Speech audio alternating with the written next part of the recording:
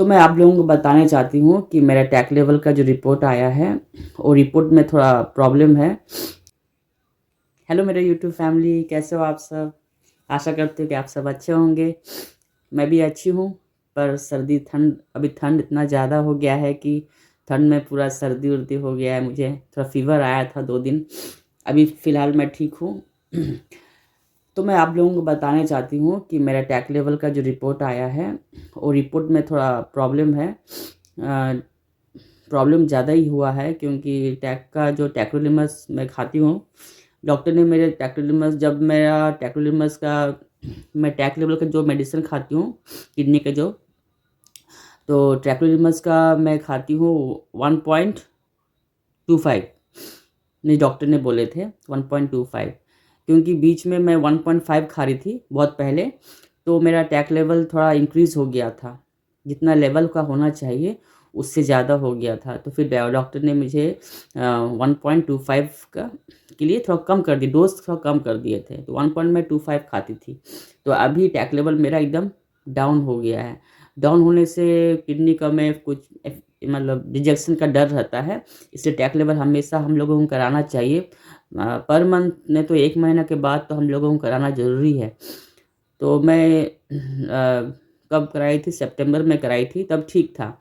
अभी अक्टूबर, नवंबर, दिसंबर में कराने वाली थी। मेरे घर के पास में एक लैब था, तो जो लैब में मैं कराती थी टैक लेवल का, उस लैब का जो एक आदमी था वो एक्सपायर कर गया, तो मेरा नहीं हुआ। तो इस बार मैं भुवनेश्वर गई थी जनवरी में, तब मैं वहाँ टैक लेवल में कराई थी।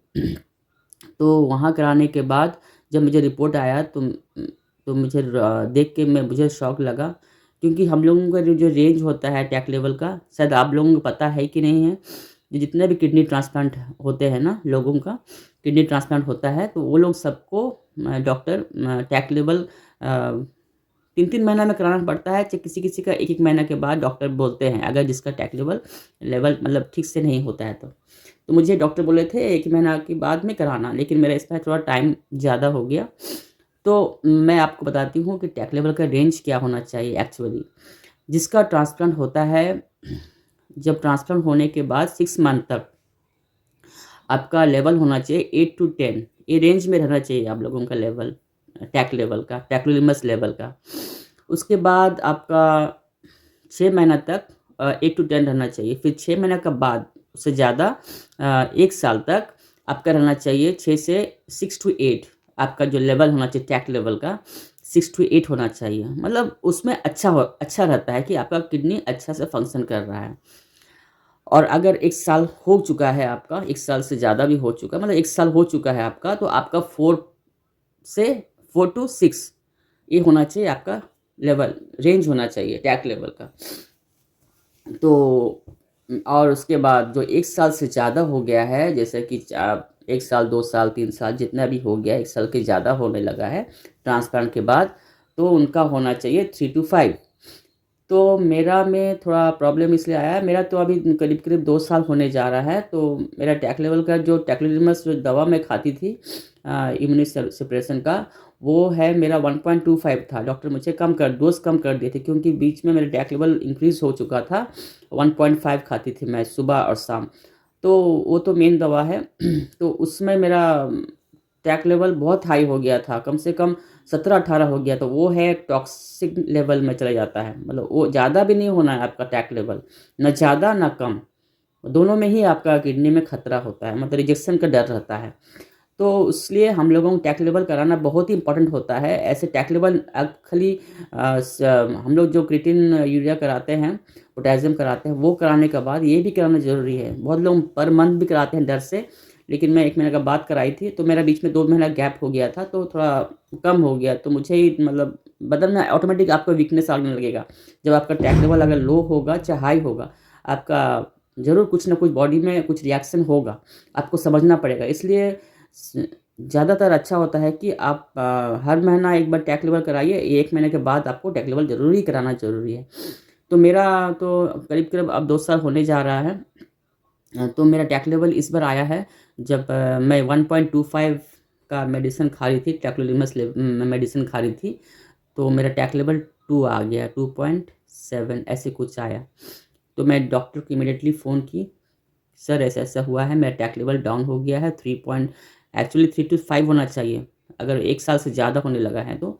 तो डॉक्टर मुझे इमीडिएटली बोले कि आप टैक्रोलिमस का जो दवा है 1.25 और 1.5 कर दीजिए, मतलब आप थोड़ा लेवल को बढ़ा दीजिए, दवा का पावर बढ़ा दीजिए। तो मैं फिर अभी 1.5 मेडिसिन ले रही हूँ। तो अभी मुझे शरीर में जो कमज़ोरी टाइप का आ रहा था वो अभी नहीं आ रहा है। अभी मैं फ़िलहाल ठीक हूँ। फिर नेक्स्ट मंथ जाऊँगी डॉक्टर के पास, तो शायद डॉक्टर बोलेंगे अगर कराने तो मैं फिर से टैक लेवल कराऊँगी, नहीं तो 1 मंथ के बाद में कराऊँगी। क्योंकि अभी-अभी मैं जस्ट खाना शुरू की हूँ 1.5, तो अभी मेरा फ़िलहाल अभी ठीक है, अभी मुझे अच्छा लग रहा है। लेकिन ठंड से सर्दी और ज़ुकाम बहुत ज़्यादा हो गया है मुझे। तो डॉक्टर मुझे बोले थे कि अगर ज़्यादा सर्दी है, ज़ुकाम है, तो सर भारीपन लगता है ना? नाक बंद लगता है, तो स्टीम लेना के लिए।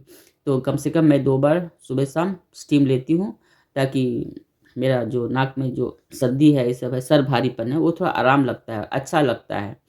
तो उससे बहुत रिलीफ़ भी होता है हम लोगों को, ज़्यादा दवा ना खा के ऐसे भी हम लोग कर सकते हैं। तो मैं 1 दिन 2 दिन दवा खाई थी, कुछ बुखार आ गया था, डॉक्टर बोले मुझे इन्फेक्शन का दवा, कुछ एंटीबायोटिक खाने के लिए बोले थे, हाँ, और फ़ीवर के दवा खाने बोले थे। तो वो मैं खाई तो ठीक हूँ, और बाद बाकी स्टीम ले लेती हूँ सर्दी और ज़ुकाम के लिए। अभी मेरा फ़ीवर तो नहीं है, बट अब मैं बिल्कुल ठीक हूँ, बट थोड़ा-सा सर्दी है मेरा।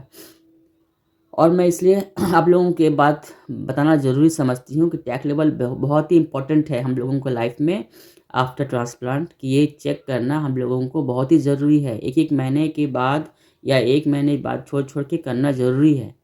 और लेकिन इसका कॉस्ट थोड़ा ज़्यादा पड़ता है, इसलिए मैं 1 महीने का बाद कराना चाहती हूँ। कि उतना पैसा, दवा भी तो लेना पड़ता है हर महीना, और टेस्ट भी कराना पड़ता है ब्लड का, जो बाकी का टेस्ट जो होता है। तो जितना भी हम सीबीपी, आरएफटी जो करते हैं, सीबीसी, आरएफटी करते हैं, प्लस ये टैक लेवल का, सीबीसी, आरएफटी का तो ज़्यादा नहीं लगता है, बट टैक लेवल का ज़्यादा ही लगता है, इसलिए मैं 1 महीने के बाद मैं कराऊँगी। इस महीने कराई थी। आपको रिपोर्ट मैं दिखा नहीं पा रही क्योंकि मेरा फ़ोन में रिपोर्ट है, और मैं इसको कॉपी नहीं करी हूँ, क्योंकि मुझे फ़ोन में रिपोर्ट आ गया था।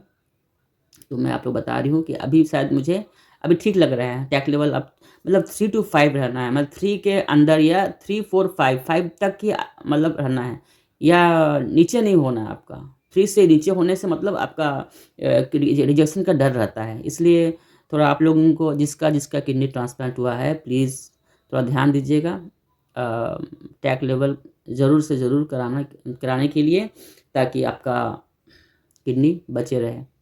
और बाकी तो आप लोगों को पता है कि सब लोग जितना लोग नया देख रहे हैं मेरे वीडियो को, ये तो बहुत ही इम्पोर्टेंट है। तो जो भी नया देख रहे हो तो please please like, share and subscribe करना मेरे वीडियो को, ताकि जो भी आगे अगर मेरा वीडियो शेयर हो, ताकि जिसको जानकारी ना हो उसे भी जानकारी हो, ताकि बहुत लोगों का अपना जो भी नया किडनी बच सके, और सभी लोग स्वस्थ रहे किडनी ट्रांसप्लांट के बाद। मैं यही चाहती हूँ सभी लोगों का लाइफ लॉन्ग रहे, बहुत दिन जिए, अपने फैमिली के साथ खुश रहे, क्योंकि मैं जानती हूँ कि किडनी ट्रांसप्लांट के बाद बहुत लोगों का मन में डर रहता है कि क्या होगा, नहीं होगा, कितना दिन होगा, कितने दिन चलेंगे हम लोग, है ना? वो सब सोचना छोड़ दीजिए। बस अपना आप परिवार के साथ खुश रहिए, आपको जो इच्छा करता है वो करिए, घूमिए फिरिए, लेकिन हाँ, अपना डाइट में कंट्रोल करना है, खाना-पीना नहीं चाहिए बाहर का, और अपना दवा टाइम से लेना है। तो ये सब चीज़ आपको ख़्याल करना है, और हाइजीन रहना है, ताकि आप हमेशा स्वस्थ रहें और आपका जीवन बहुत लंबा दिन तक चले। यही मैं कामना करती हूँ आप लोगों से, और मैं भी चाहती हूँ कि मैं भी बहुत फैमिली के साथ बहुत दिन जिऊँ। तो सभी का यही इच्छा रहता है, क्योंकि हम लोग ट्रांसप्लांट के पहले जो डायलिसिस होता है ना, वो बहुत ही दर्दनाक होता है। तो वो चीज़ हम लोग दोबारा नहीं करना चाहते हैं, कोई नहीं करना चाहेगा, क्योंकि ये चीज़ किसी को किडनी का प्रॉब्लम जो होता है ना, बहुत ही ख़राब है, ऐसा कभी किसी का ना हो। तो मैं चाहती हूँ कि आप लोग अपना नया किडनी का ध्यान रखें, और स्वस्थ रहिए और खुश रहिए। Thank you. Good day.